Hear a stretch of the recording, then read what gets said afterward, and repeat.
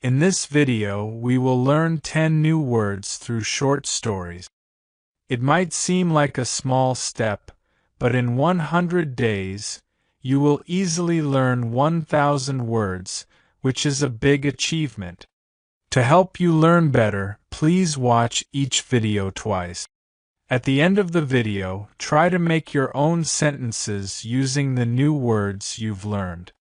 Stay with us and let's explore today's new words. The new curriculum. My name is Sarah, and I work as a teacher in a small village school. One day, our principal called me into her office. "Sarah," she said, "we need to change the curriculum." I was confused. "Why do we need a new curriculum?" I asked. "The old curriculum doesn't help the students anymore," she explained. "We need something modern, something that prepares them for the future." I thought about the word curriculum as I walked home. It was everything we taught: math, science, art, even how to think. How could I create a better curriculum? That night I couldn't sleep. I opened my laptop and searched for ideas. What makes a good curriculum? I whispered to myself. I found articles, videos, and examples from other schools. A good curriculum, I learned, is more than books and tests. It's a guide to help students grow. The next day, I sat with my colleagues. "What do you think about our curriculum?" I asked. Mrs. Patel, the science teacher, said, "It's too old. We need more experiments." Mr. Lee, the art teacher, added, "Our curriculum doesn't inspire creativity." We talked for hours, writing ideas on the board. By the end of the day, we had a plan for a new curriculum. It included hands-on activities, group projects, and lessons about real-world problems. When we showed the new curriculum to the principal, she smiled. "This is wonderful," she said. "The students will love it." Months later, the changes were visible. The students were excited to learn. They asked questions, worked together, and even created their own projects. One day, a little boy came to me with a drawing. "Miss Sarah," he said, "I love the new curriculum. I want to be a scientist now." In that moment, I realized something important. Curriculum is not just about teaching subjects. It's about inspiring dreams. And that is the best lesson of all. The secret of good pedagogy. My name is Daniel, and I've been a teacher for 10 years. But last year, I faced my biggest challenge. My students were bored, and they weren't learning. No matter how hard I tried, nothing worked. That's when I first heard the word pedagogy. It was during a teachers' meeting. Our principal, Mrs. Roberts, said, "We need to improve our pedagogy." Pedagogy, I whispered to my colleague Emma. "What does that mean?" Emma smiled. "Pedagogy is the art of teaching," she explained. "It's how we teach, not just what we teach." That night, I couldn't stop thinking about pedagogy. I started reading books and watching videos about it. Good pedagogy, I learned, is not about standing in front of a class and talking. It's about understanding how students learn and making lessons exciting. The next day, I decided to change my pedagogy. Instead of giving a lecture, I asked the students to work in group. I gave them a problem to solve together. At first, they were confused, but soon they started talking, sharing ideas, and working as a team. After class, one student came to me and said, Mr. Daniel, today's lesson was fun. Week by week, I changed my pedagogy even more. I added games, discussions, and hands-on activities. The classroom became lively, and the students were learning faster. One day, Mrs. Roberts visited my class. She watched as the students presented their project. After the lesson, she said, "Daniel, your pedagogy has transformed this class." I smiled. "Pedagogy changed me too," I said. "Now I always think about pedagogy. It's not just a word, it's the heart of teaching. It reminds me that teaching isn't about giving information. It's about connecting, inspiring, and helping students grow. If you're a teacher or a learner, remember this: good pedagogy makes all the difference." The unexpected assessment. My name is Mia, and I'm a university student. Last week, something strange happened in my English class. Our professor, Mr. Carter, walked in with a serious face and said, "Today we will have an assessment." The word made everyone freeze. Assessment? What kind of assessment? I asked nervously. Mr. Carter smiled. "It's a simple assessment to see what you've learned so far. Don't worry, it's not a test. An assessment helps me understand your progress." I relaxed a little, but I was still curious. What kind of assessment was this? First, Mr. Carter gave us a puzzle to solve in groups. "This is an assessment of your teamwork and problem-solving skills," he explained. We worked together, laughed, and managed to complete the puzzle. Next, he asked us to write a short story about our weekend. "This part of the assessment checks your writing skills," he said. I wrote about a trip to the park, trying my best to use good grammar and vocabulary. Finally, Mr. Carter asked each of us to describe our favorite book. "This assessment measures your speaking and presentation skills," he said. I stood in front of the class, nervous but excited, and shared my love for The Little Prince. At the end of the class, Mr. Carter said, "Great job, everyone!" This assessment wasn't about grades.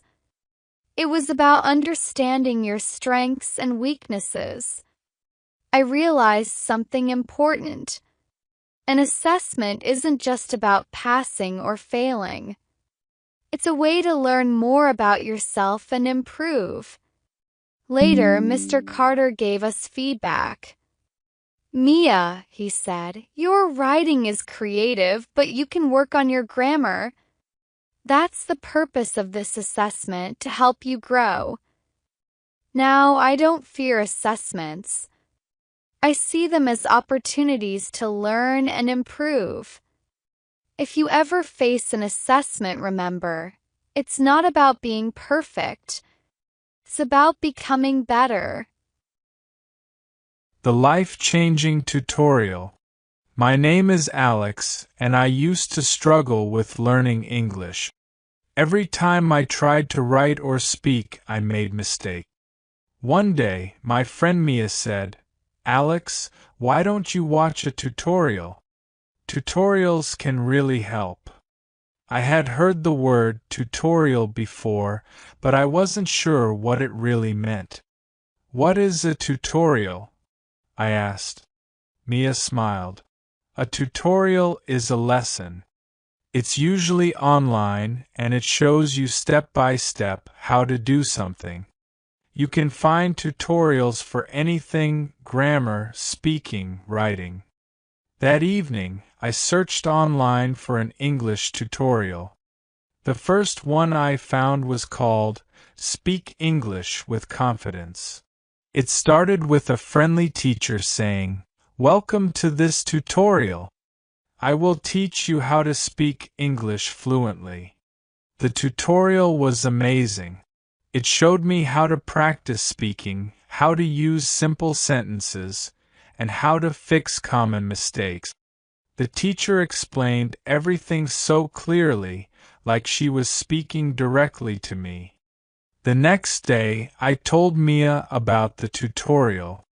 It was so helpful, I said. I even found another tutorial about writing essays. Mia laughed. Careful, Alex, or you'll become a tutorial addict. Over the next few weeks, I watched many tutorials. Each tutorial taught me something new: vocabulary, pronunciation, and even idioms. I started to feel more confident. One day, my English teacher noticed the change. Alex, your speaking has improved a lot. What's your secret? Tutorials, I said proudly. I watch tutorials and practice every day. Now I even recommend tutorials to others. A tutorial isn't just a lesson. It's like having a personal teacher who guides you step by step. If you're learning something new, find a good tutorial. It might just change your life like it did mine. The scholarship dream. My name is Anna, and I've always dreamed of studying abroad. But there was one big problem: money. My family couldn't afford the cost of college in another country. One day my teacher, Mrs. Elena, told me about something called a scholarship. Anna, she said, a scholarship can help you pay for your education. You have good grades and you should apply for one. What is a scholarship? I asked. A scholarship is financial help, Mrs. Elena explained. It's like a gift for students who work hard or have special talents. You don't have to pay it back. The word scholarship stayed in my mind. Could a scholarship really change my life? I began researching scholarships online. There were scholarships for students with high grades, scholarships for athletes, and even scholarships for students who wrote good essays. I decided to apply for one. The scholarship application required an essay about my dreams. I wrote about my passion for helping others and how a scholarship could make my dream of studying medicine come true. Weeks passed and I waited nervously. One afternoon I received an email. It was from the scholarship committee. My hands were shaking as I opened it. Congratulations, Anna, it said. You have been awarded a full scholarship to study medicine in London. I couldn't believe it. A scholarship had made my dream possible. When I told my family, my mother cried tears of joy. Anna, she said, this scholarship is a blessing. Now I'm studying in London, learning new things every day. The scholarship not only gave me an education but also a chance to see the world and meet amazing people. If you have a dream, don't give up. Look for a scholarship. It might be the key to your future, just like it was for me. The unexpected enrollment. My name is Liam, and I've always been afraid of big changes. But last year, everything in my life changed because of one word: enrollment. It started when my best friend, Emma, told me about a special English course at the city's language academy. You should join me, Liam, she said. The enrollment period is open now. Enrollment? I asked. Yes, Emma explained. Enrollment is when you sign up for a class or program. You just fill out some forms, pay the fee, and you're enrolled. I wasn't sure. The idea of enrollment sounded simple, but I was scared. What if I failed? What if my English wasn't good enough? A week later, Emma asked again. Liam, did you complete your enrollment? No, I admitted. I'm not ready. Emma sighed. Liam, enrollment is the first step to learning. If you don't enroll, you'll never know what you're capable of. Her words stayed with me. That night, I visited the Academy's website. The enrollment form was right there, staring at me. My hands trembled as I filled it out and clicked Submit. The next day, I received an email. Your enrollment is confirmed. Welcome to the English course. I was nervous on the first day of class, but the teacher was kind and the other students were friendly. Over time, I improved my grammar, learned new words, and even started speaking confidently. At the end of the course, the teacher said, Liam, I'm proud of you. You've come so far since your enrollment. Now I'm helping others with their English and encouraging them to take that first step. Enrollment isn't just about signing up, it's about believing in yourself and starting a new journey. If you're thinking about learning something new, don't hesitate. Enrollment is the key to a better future, just like it was for me. The dissertation dilemma. My name is Sophie, and last year I faced the biggest challenge of my life, writing a dissertation. What is a dissertation? My younger brother asked one evening as I sat at my desk, surrounded by books and papers. A dissertation, I explained, is a long piece of writing. Something you write to finish your degree. It's based on research and answers a big question. He looked at my messy desk. That sounds hard. It is, I admitted. My dissertation was about climate change. I had to collect data, read many books, and write everything clearly. My professor, Dr. Harris, said, Sophie, a dissertation isn't just about writing. It's about showing what you've learned. First, I was excited. But as the weeks went by, my excitement turned into stress.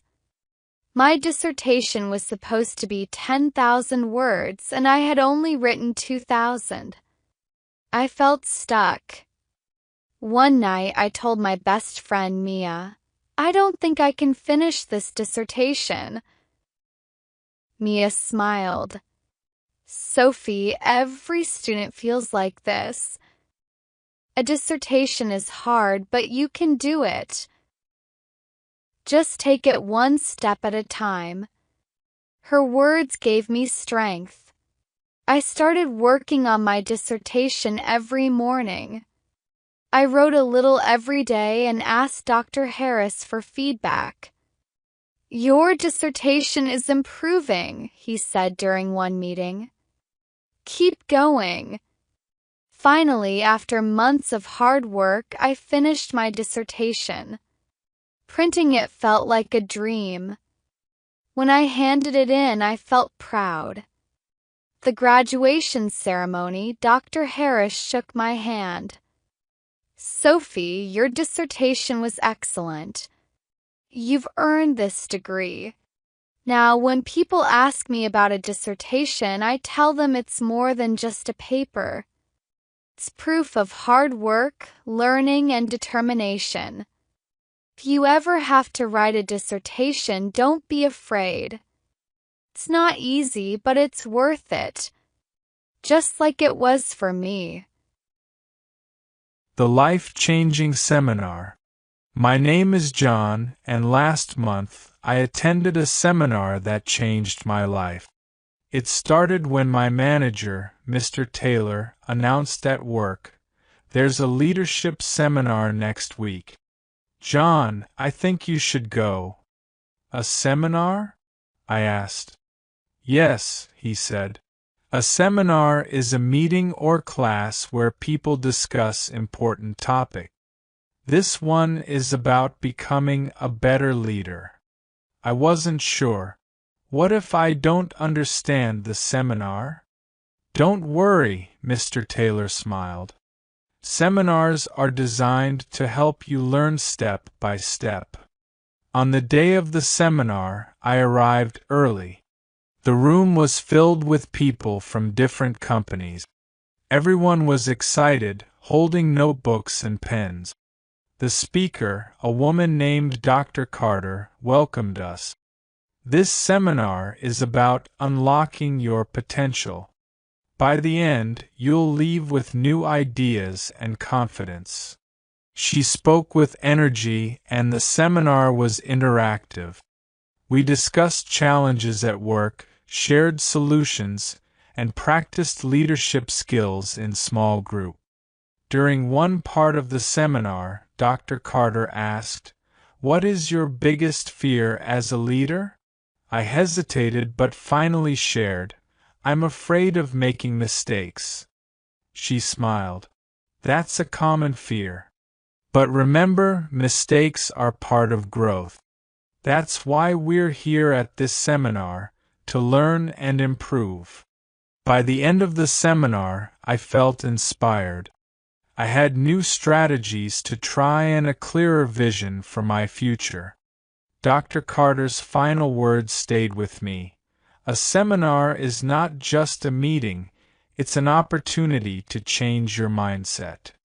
When I returned to work, Mr. Taylor asked, "How was the seminar?" "It was amazing," I said. "The seminar taught me more than I expected. I'm ready to lead with confidence now. Now I look forward to every seminar. It's not just a class, it's a step toward a better version of yourself." The journey to literacy. My name is Evelyn, and when I was a child, I didn't understand the word literacy. I didn't even know how important literacy was until it changed my life. I grew up in a small village. Many people in our village struggled with literacy. They couldn't read or write. My parents worked hard, but they couldn't teach me to read because they didn't have literacy themselves. One day, a woman named Ms. Clara came to our village. She said, "I am starting a literacy program here." Literacy means being able to read, write, and understand words. It's the key to learning and a better life. I was curious. "How can literacy help me?" I asked. She smiled. "With literacy, you can read stories, write letters, and even get a good job. Literacy opens doors to the world." I joined her classes, but learning was hard. I didn't know the alphabet, and the words looked like strange symbols. Sometimes I wanted to give up. But Ms. Clara always said, "Literacy is a journey. Step by step, you will get there." One day she gave me a book. It was small with colorful pictures. "This book is for you," she said. "Read one page every day. Literacy grows with practice." First, I only read one word at a time, then one sentence. Slowly, I finished the whole book. I felt so proud. My literacy was improving. Years later, I became the first person in my village to go to college. I came back to the village to help others with their literacy. I told them, literacy changed my life. It can change yours too. Now every child in our village learns about literacy. They know it means more than reading. It means opportunity, freedom, and hope. If you ever doubt the power of literacy, remember my story. Literacy is not just about books, it's about building a brighter future. The Creative Workshop. My name is Mark, and last week I attended a very interesting workshop at the community center. It wasn't like any other event I had been to before. The workshop was about creativity. Our teacher, Mr. Simon, said, "A workshop is a place where we come together to explore new ideas and skills. Today, we will focus on how to be more creative in our work and personal lives." At first, I wasn't sure if creativity was something I needed to learn. I thought, either you're creative or you're not. But as the workshop began, I quickly realized that creativity is more than just a talent, it's a skill you can develop. We started with a group activity where everyone had to think of as many ideas as possible in 5 minutes. The challenge was to come up with ideas for something simple like redesigning a pencil. It sounded easy, but soon I realized how hard it was to think of something new. But then something changed. I started to let go of my usual way of thinking and became more open to new ideas. It was fun. People were sharing wild and funny ideas, and we were all laughing together. I had never thought of pencils in so many ways. Later in the workshop, Mr. Simon taught us a technique called mind mapping. He said, "In a workshop, we don't just learn by listening. We learn by doing, sharing, and helping each other." Using mind maps, I learned how to organize my ideas and find creative solutions to problems. By the end of the workshop, I had a new understanding of creativity. It wasn't just about having ideas, it was about learning how to think in different ways and connect ideas together. Now, every time I need to be creative, I remember the workshop. I use the techniques I learned to think outside the box and come up with fresh ideas. The workshop didn't just teach me creativity, it showed me how to practice it every day.